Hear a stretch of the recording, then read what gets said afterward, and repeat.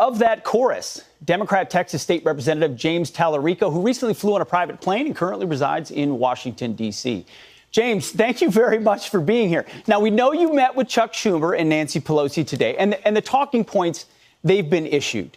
You've been told to say you're protecting democracy, that Republicans are authoritarians and racist. Have you ever stumbled across an old political debate and instantly realized you'd found something you had to rewatch? One of those moments where, within seconds, you can feel the tension crackling through the screen? Because that's exactly what's happening here. This exchange doesn't warm up slowly. It hits the ground running, and from the very first second, you can tell it's heading somewhere explosive. This debate brings together Texas State Representative James Talarico and Pete Hegseth, and the contrast in styles couldn't be clearer.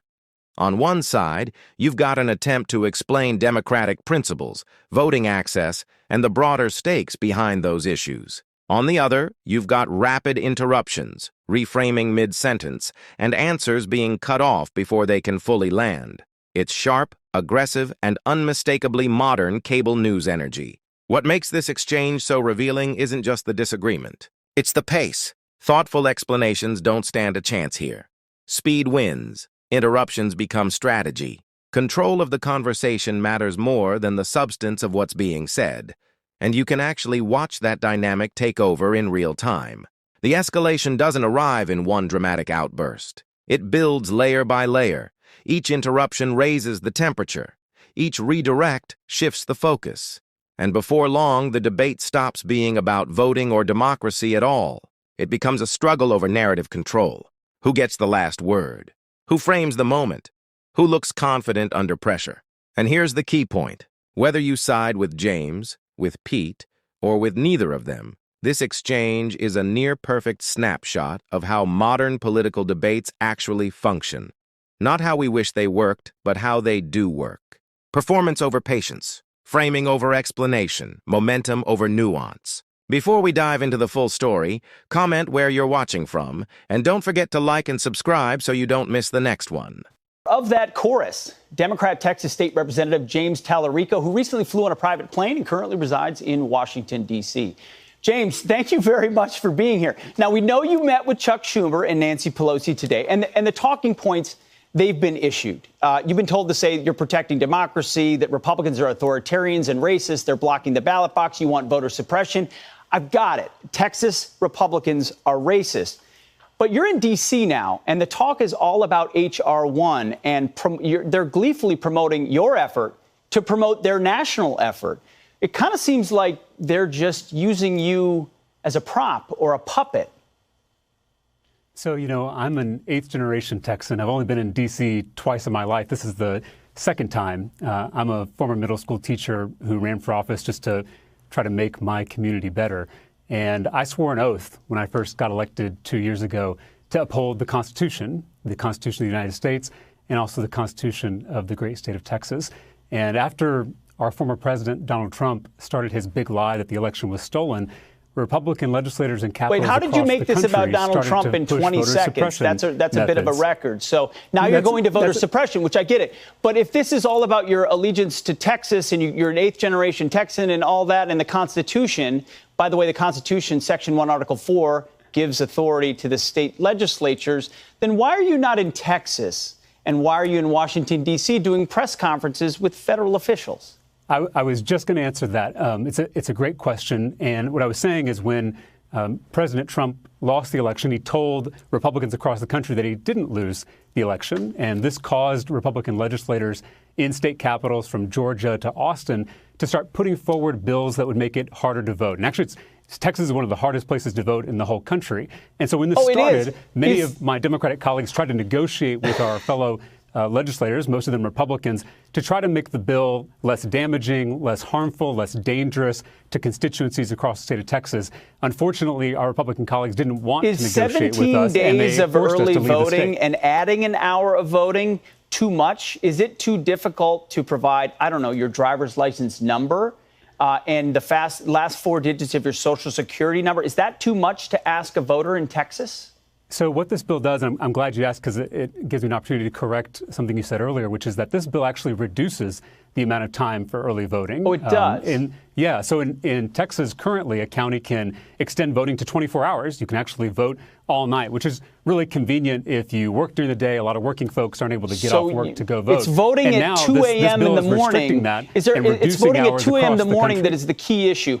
Is there anyone in Texas that's not currently able to vote? Because I've heard the hyperbole. This is Jim Crow. This is voter repression. This is the civil war from the leadership of your party. Is there currently a single example you can provide me of a registered citizen voter in Texas that can't vote if we're fighting the civil war here? Thankfully, this bill has not passed yet, and God willing, it won't pass. No, if the bill passes, will there be any minority or woman that's not able to vote? So the person who oversees elections is appointed by a Republican in the state of Texas. It's a Republican-appointed Secretary of State. And she actually said that Texas's elections in the past 2 cycles were safe, smooth, and secure. Those were the 3 words that she used to describe it. But we also had, as you pointed out, your party has pointed out time and time again, we needed to expand these things because of COVID. And by the way, I didn't see a whole lot of COVID going on that private plane without those masks, but I digress. So if COVID's not there, or ultimately minimized in our application, shouldn't we be making sure that the rules go back to something that makes sense, that's reasonable? That's a great question. I think, in the pandemic, we learned that a lot of things can be made more convenient and more accessible. A lot of folks are working from home instead of having to go into the office. And that's exactly what we learned in voting. We can change some of our voting systems to be more accessible to more people. Are you okay with voter ID? Are you okay with voter ID? Because you're going back to the talking points. I get it. The talking points have been issued. Are you okay with voter ID? So voter ID is currently required in the state of Texas. I opposed having to How about for mail-in ballots? How about having to send your ballot in? Should you have to prove who you are? Because that's what Democrats are opposing. Pete, I just said I oppose voter ID. Currently, it's a law in Texas, but I oppose that law because I think you don't need it. You oppose voter ID? You don't think the most sacred obligation of our republic, you should have to prove who you are in order to vote? So there are a lot of Texans, actually hundreds of thousands, who don't have a driver's license, who don't drive at all. Do they have a social security number? This is where the exchange really starts to matter, and it's something you'll miss if you only listen on the surface. At first glance, the debate sounds almost too simple. Pete keeps coming back to the same question over and over again, framed in a way that feels obvious and intuitive. Why wouldn't someone just prove who they are to vote? When it's phrased like that, a lot of viewers at home probably nod along without thinking twice. It sounds reasonable, it sounds clean, it sounds like common sense. But the moment you slow this down and actually listen to what James is saying, the picture gets a lot more complicated. He's not dodging the question, and he's not trying to be slippery. He's trying to explain that voting doesn't happen in a vacuum. It doesn't look the same for every person, in every town, with every job, or every life circumstance. And that's the part that often gets flattened in these kinds of conversations. Think about it for a second. If you've ever lived in a rural area, you already know how different access can be. If you've worked long shifts, hourly jobs, or multiple jobs just to get by, you know how hard it can be to carve out time during normal business hours. If you've dealt with limited transportation, long travel distances, or offices that are only open when you're supposed to be at work, you know exactly what James is pointing to. Not everyone can casually take an afternoon off, hop in a car, and stand in line for paperwork. Not everyone has a DMV 10 minutes away. Access isn't evenly distributed, even if the rule itself looks neutral on paper.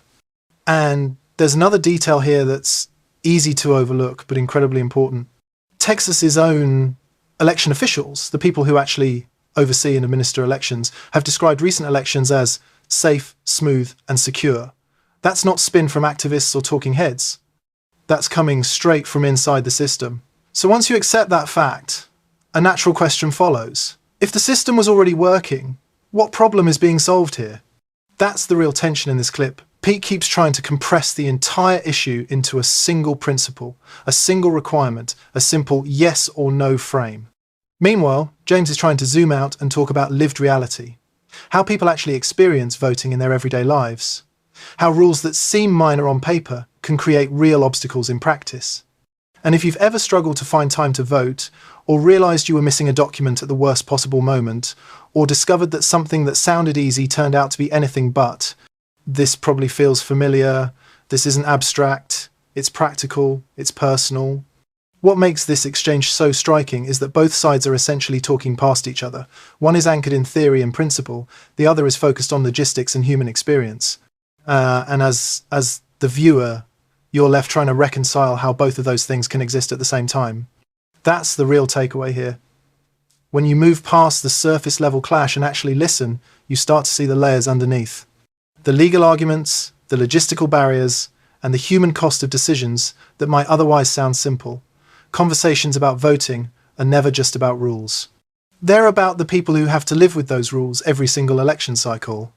Because according to this Republican law, you could put your last 4 digits of your Social Security number in as proof of who you are. Did they not? No, help me out. Did those people not have Social Security numbers? And who are these people that can't get IDs? So, Pete, if you're talking about the bill that we're currently focused on, not past Texas law, what this bill is going to do is not only reduce voting hours, it's also going to empower these partisan poll watchers who are going to look over voters' shoulders and prevent them from exercising their God-given right. Partisan poll watchers, you mean the ones that weren't allowed in certain states at certain times in certain places, whether you agree with that or not? So Texas says maybe we should have partisan poll watchers on either side, Republicans and Democrats, right? It wouldn't just be Republicans. Do you remember a second ago when I talked about the big lie? This is exactly what I'm talking about. And the reation that so many folks believe in this country is because folks like you get on television, James, every night and said you don't want voter ID. We're not talking about that. You just went on national television and said you don't want voter ID, revealing exactly what Democrats. And it's so condescending to say that people can't get identification. Have you found someone in your district that can't get identification? You have made a lot of money personally, and you've enriched a lot of corporations with advertising by getting on here and spewing lies and conspiracy theories to folks who trust you. And so what I'm asking you to do is to tell your voters right now that Donald Trump lost the election in 2020. At least you've resolved the lie that is Democrats are now for voter ID. It's not your show, sir, but at least you resolved the idea that Democrats are not for voter ID. Did Donald Trump lose the election in 2020? Real quick. Can you answer the question? Did Donald Trump lose the election in 2020? I'm answering questions. Don't really feel any obligation to answer anything an uncomfortable question for you? No, it's Pete, my question is why are you in Washington, D.C. and not in Texas when your job is in Texas? Because you know it's inevitable that this bill is going to pass. Eventually, you're going to have to pay your hotel bill and go back to Texas, and Governor Abbott will declare a special session. So you're being used by national Democrats to try to pass H.R. 1 to federalize elections, which you as a Harvard grad should know better because the Constitution puts that in the hands of state legislators who are supposed to be in their state, and you happen to be in Washington, D.C. I don't understand how you square that circle. I can answer. So based on the oath that I took for this office, I have to uphold the Constitution. I have to uphold our democratic system. And I, as a Texas Democrat, I'll tell you this, we lose a lot on the floor of the Texas House. We lose votes on abortion and guns and immigration. Are you going to flee the state on those? Why is this number one? Is this the biggest? That's how democracy is supposed to work. All right. The reason this is different, we're going back. The reason this is different is that they're trying to rig the rules of the game. Oh, we can debate issues. The rules of the game. We can debate issues, asking but we people cannot, to prove who they are. Real quick, I'm going to end with this. Democracy itself. Your party's been obsessed with COVID standards, yet the CDC and the White House says you need to wear one on a plane. Why didn't you guys? So all of us are fully vaccinated that got on the plane without a mask. Per CDC if you're fully vaccinated, can I get on a plane then? All we're trying to do is follow science. As long as I know that you support that if you're fully vaccinated, you get on a plane. That seems like a good official position. Our constituents, unlike our home state senator who fled our state not to serve constituents, James but to abandon them. Talarico, enjoy your time in Washington, D.C. Look forward to seeing you back in Texas, maybe in weeks, maybe in months. We'll see. This final stretch really exposes what's been happening the entire debate. Every time James tries to get specific, the conversation drifts. He's explaining that voters experience the system differently, ID requirements, paperwork, access. But before he can land the point, it's shoved into a simple yes or no box. Clean on the surface, but it completely ignores the real challenges. Take driver's licenses. James notes some Texans don't have them. The immediate comeback. Don't they have social security numbers? It sounds easy, but real life isn't that simple. Access isn't just about having a document. It's about getting it, replacing it, updating it. Government offices have limited hours. Transportation isn't guaranteed. Missing work isn't always an option. Simple solutions quickly turn into obstacles. The same thing happens with voting hours and poll watchers. James isn't just talking about IDs. He's talking about how the whole voting environment affects people differently: comfort, accessibility, and fairness.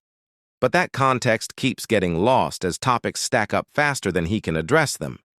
IDs lead to early voting to poll watchers to masks on planes, and suddenly it's about why he's in Washington instead of Texas. What's striking is how hard it is for James to finish a thought. The interruptions hit exactly when he's laying out a broader explanation. The discussion doesn't collapse because it's too complex. It collapses because there's no room to answer.